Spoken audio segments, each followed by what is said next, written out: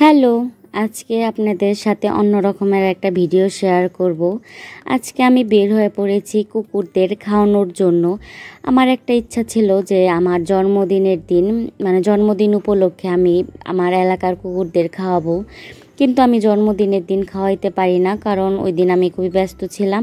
যার কারণে আজকে আমি নিজে রান্না করে কুকুরদের জন্য নিয়ে এসেছি। আর আমার এই অ্যানিমেলগুলা খুবই ভাল লাগে। আমি এই কুকুরদের ভিডিও অনেক দেখি, আমার খুব ভাল লাগে এই অবলা প্রাণীদের সাহায্য করতে।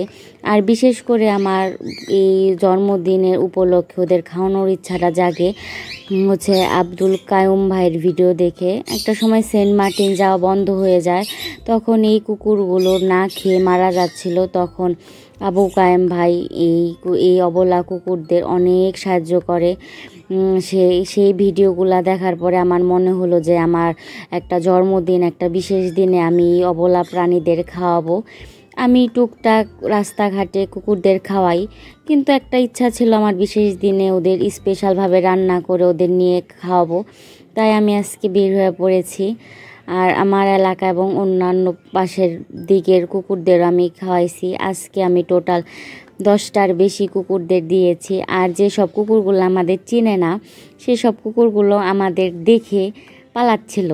আমার একটু হাসি পাচ্ছিল যে কুকুর দেখে আমরা ভয় পাই, কিন্তু এরা কেমন আমাদের দেখে ভয় পায়।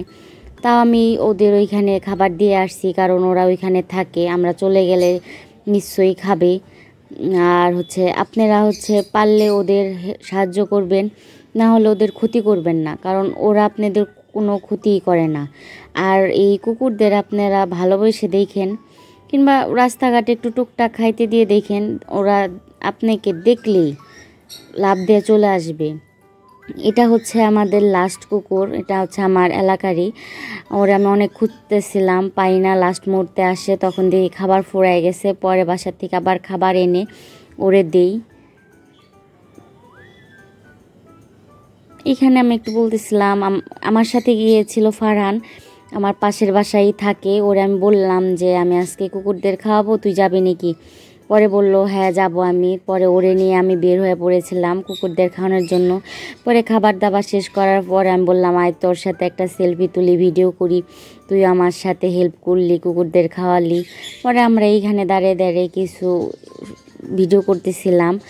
আপনারা পারলে ওদের হেল্প করবেন, কিন্তু এই অবলা প্রাণীদের কখনোই ক্ষতি করবেন না।